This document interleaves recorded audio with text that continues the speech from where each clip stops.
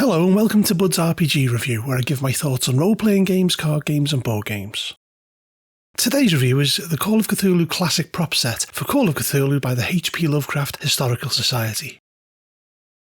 Okay, first a bit of history. In 2021, Chaosium ran a hugely successful Kickstarter campaign to produce a reprinted remaster of the original first edition Call of Cthulhu box set for the 40th anniversary of the game's release, alongside 5 classic supplements from the time.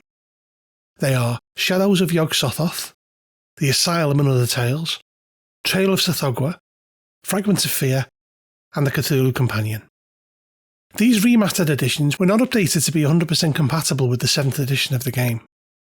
In conjunction with this, in 2022, the H.P. Lovecraft Historical Society have released a deluxe prop set that contains ultra-realistic versions of all manner of player handouts and props for not only the classic supplement, but also the scenarios contained within the original box set. Those who pre-ordered it received 3 bonus large format period maps that I will highlight during the course of this video. As you can see, the prop set comes in this lovely sturdy box that is designed to sit nicely on a bookshelf and keep everything inside safe. Okay, to the cover. Here we have a great take on the classic Gene Day cover of the first edition Call of Cthulhu box set, though on the back it says there are 94 prop documents, while their website says there are 124, but it didn't say whether it included the pre-order items. So with this in mind, I reached out to the H.P. Lovecraft Historical Society for a definitive answer. They advised that the box was designed and printed when only 94 were planned, but several more were included at a later date that took them to 119. However, if you count the alternate language versions and the bonus items, it's 129 props. Right, to the inside. Needless to say, there'll be spoilers from this point on, so stop watching now if you intend playing any of these scenarios. Opening the box, we're greeted with a checklist which lists all of the items, the name of the item, the scenario, and a description, and flipping it over it has a read me first user guide. It advises that the props have been arranged into 5 numbered folders, which don't correspond numerically to the supplements. It also says that they have added a number of extra props that are only referred to in the scenario in passing, and that none of them are numbered or titled to preserve the verisimilitude. It explains that this broadsheet newspaper is the Clipmaster. This is a 16-page broadsheet that has 45 newspaper clippings embedded into it, with instructions on how to remove the clippings contained inside it. It also explains that some of the props are in code, for example, the ancient runes in Trail of Tsathoggua and the Narl table. Additionally, some of the props are in German and Dutch, with props provided for all applicable languages.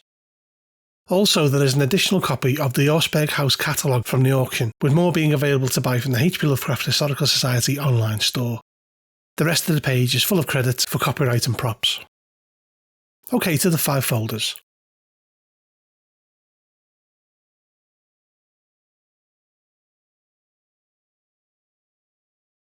Gaming Props 1 contains the props for the Corbett House, aka the Haunted House, Paper Chase, The Mystery of Loch Fane, The Rescue, and The Secret of Castro Negro. Gaming Props 2 contains all the props for Shadows of Yog-Sothoth. Gaming Props 3 contains all of the props for the scenarios in the Asylum, those being the Auction, the Madman, Black Devil Mountain, the Asylum, the Mauritania, Gate from the Past, and Westchester House. Gaming Props 4 contains the props for Trail of Tsathoggua and the Curse of Tsathoggua, and the final folder contains a stack of extra props for the Haunted House. Okay, firstly, the first folder.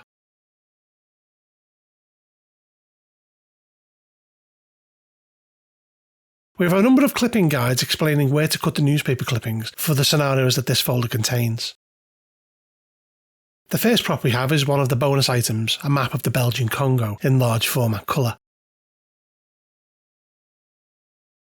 This is adapted from one drawn by Franz Laboulaye in 1949 that has airline routes removed. After that we have 2 pages from the handwritten journal of Mannheim Dorfman, both in German and English.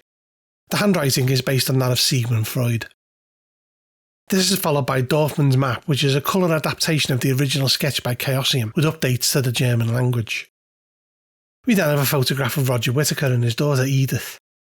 It's actually an image from 1924 of British Prime Minister Ramsay MacDonald and his daughter Joan, with the faces of the co-founder of the H.P. Lovecraft Historical Society, Philip Bell, and his daughter Zoe Ruha Bell.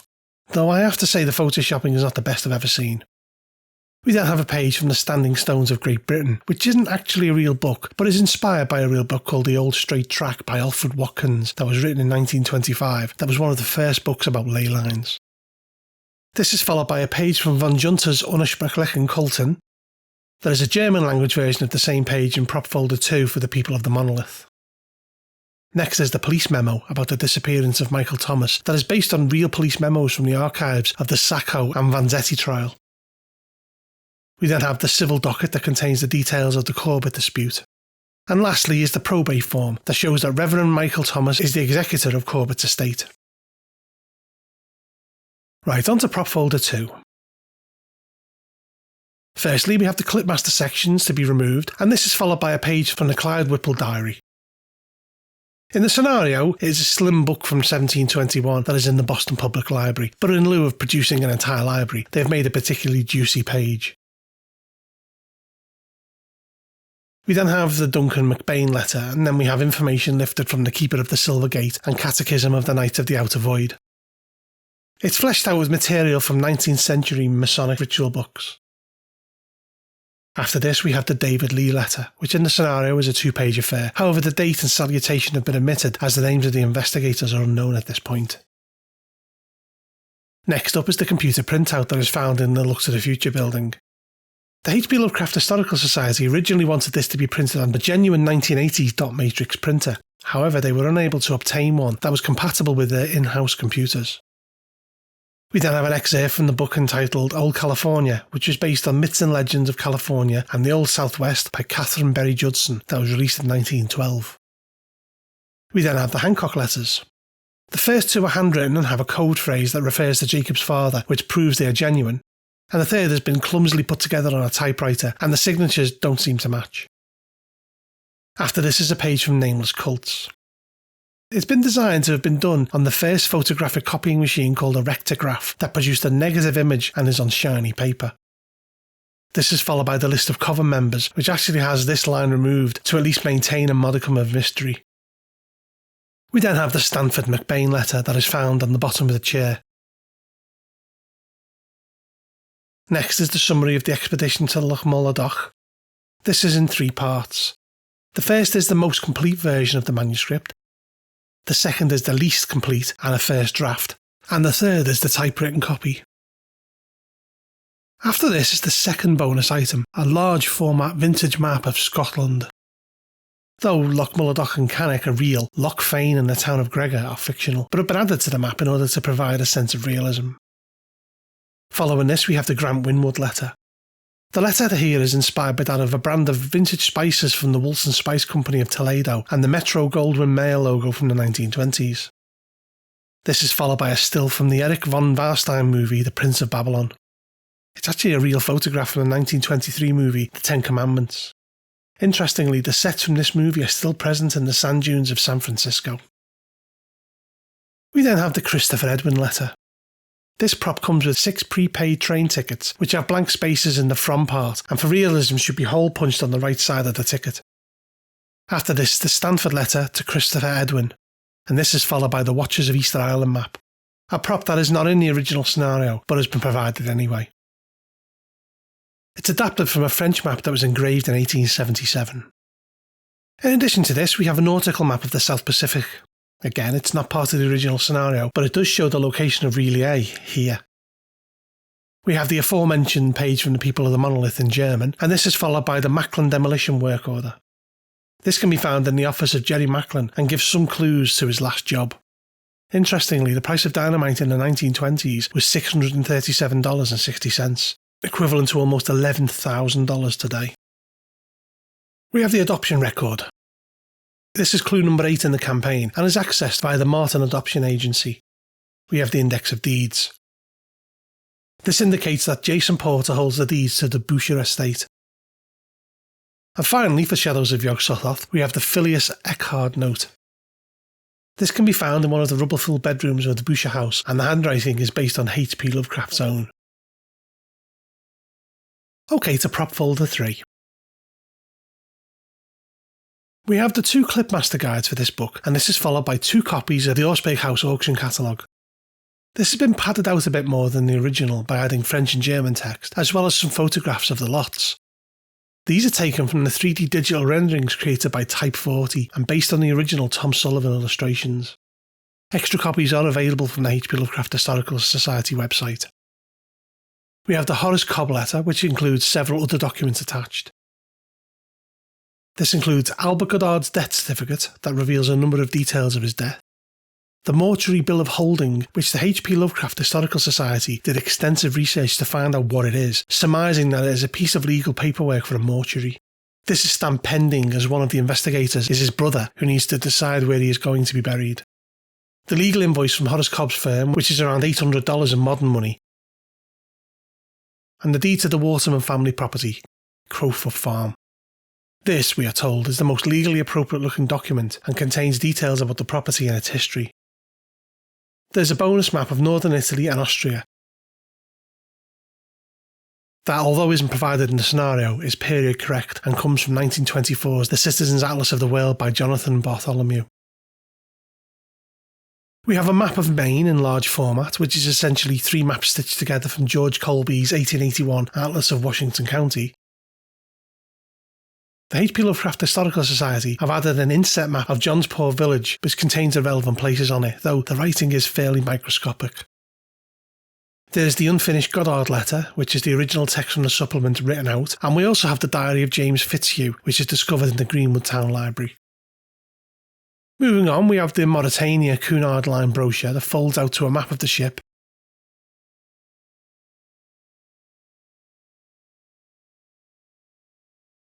replete with black and white photographs. And we have the Arkham Police Department police reports, which are based on old DD5 movie prop documents, which is allegedly slang for detective documents. There's a map of the city of Arkham that is a new version of Chaosium's old map that is done in the style of 19th century atlases and has use beyond these scenarios. And finally, there's Use Room diary page, which came out of Gregory Johnson's diary and is found in Westchester House. Moving on to prop folder 4, we find the one with the fewest items. As per the other folders, we have the Clipmaster Guide, and this is followed by the Greenland Papers Part 1. These are torn pages from the 1540 journal in the Library of Godthab. It is printed here in both Dutch and English. Next up is Handelman's Notebook. This is found in the cabin of Morris Handelman's at Myrtle Lake. It's been designed to be difficult to read, and keepers are encouraged to let their players take their time to work out what is written here. Following this, we have the runes from the stone of Nels Peterson's Viking village. This is spread over a number of sheets that include Nels' set of worksheets that have deciphered 2 out of the 3 sections of the stone. We have pages from Terence Buell's journal, which discuss the discovery of a Sasquatch specimen in Vancouver, and they are found in small sets of dens in a secluded valley near Myrtle Lake. And last but not least, we have the Vermic tablet rubbing. This is found in a small chamber in the Sasquatch den of Terence Buell. There are strange glyphs carved into stone, though obviously a huge stone couldn't be provided, so a rubbing is provided in its place. It shows Vermic glyphs that Anna's designed to read right to left and top to bottom. Lastly, we have prop folder 5. First up is the Clipmaster for the Haunted House, and this is followed by an article called Haunted Houses of Ohio and Michigan. This is presented as a way to kick off the scenario and gives one of the many red herrings. It mentions 6 houses, though only the Van Laarden house is of interest. The other 5 are real houses, however, as to whether they're haunted is anyone's guess. Following this, we have the contract that Morris Van Laarden needs the investigators to sign in order for his paranormal investigation to take place, which has a number of blank spaces for the players to put their names. Next, we have the diary of Virginia Van Laarden that is found on the 2nd floor of the Van Laarden mansion. Then there's the letter from Professor Pendergast.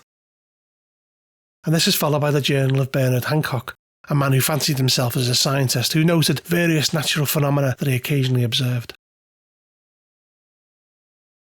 This is followed by pages from Alan Van Laarden's diary, which is a full-on 9 pages long. We have the secret book that is found alongside Van Laarden's diary. The text is inspired by A New Light of Alchemy of the Nature of Things, Book 8, which was written in 1650 and has the summon ghost spell as a footnote. Following this, we have the letter from the Kent County coroner that is found in the basement of the Van Laarden mansion. And after this, we have the letter from Aaron Van Laarden.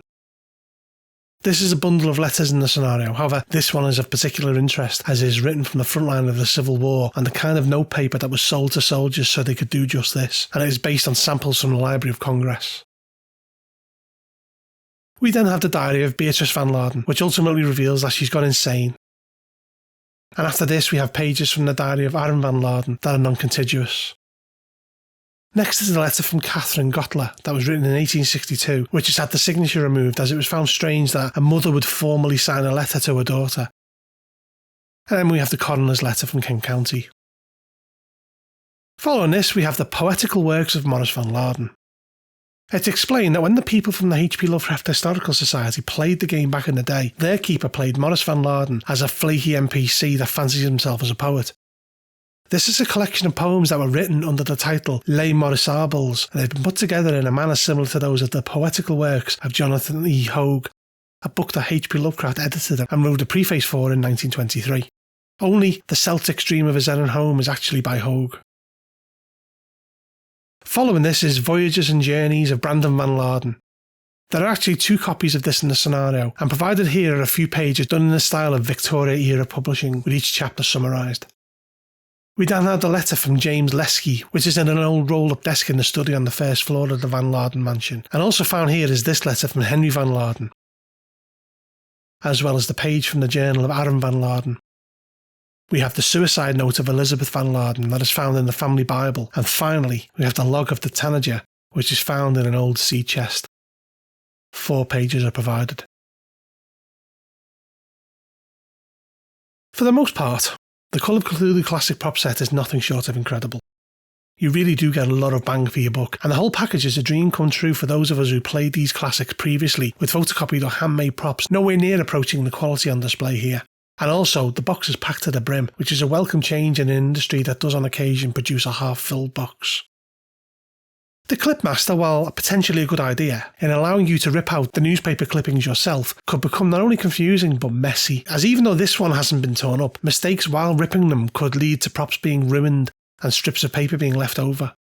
Personally, I would have preferred them pre-ripped, and given the premium price, they probably should have been. Some real work has gone into some of these props, such as the paranormal investigation contract, which reads almost like a real contract, and the various bonus maps, which are not only fit with the purpose they were designed for, but could be used again for other scenarios. And still others are just incredible, such as the Mauritania brochure and the auction catalogues, which you could genuinely mistake as real if you were not informed otherwise.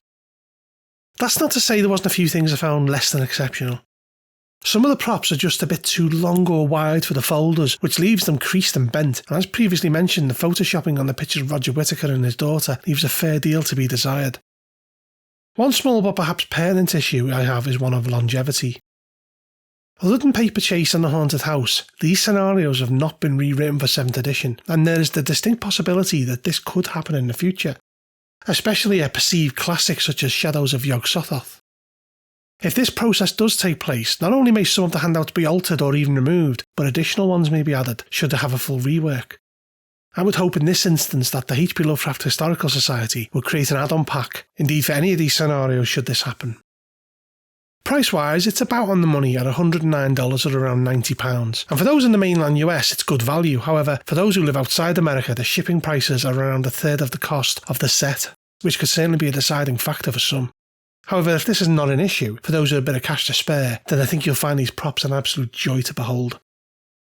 They add a whole new level of verisimilitude to a game that greatly benefits from such, and while perhaps not as truly exceptional as the Masks of Nyarlathotep prop set, the HP Lovecraft Historical Society should be applauded for the effort they've gone into here. If you're a fan of Call of Cthulhu, or even simply one of quality creations, you will love the classic prop set. I'd give it a 9.5 out of 10. If you enjoyed this review, please make sure to hit the thumbs up, subscribe to my channel and check out my other videos. Also, if you're interested in buying this product, I'll put some links below. Lastly, if you like what I produce here, then maybe think about supporting me on Patreon or even becoming a member of my YouTube channel. Bud out.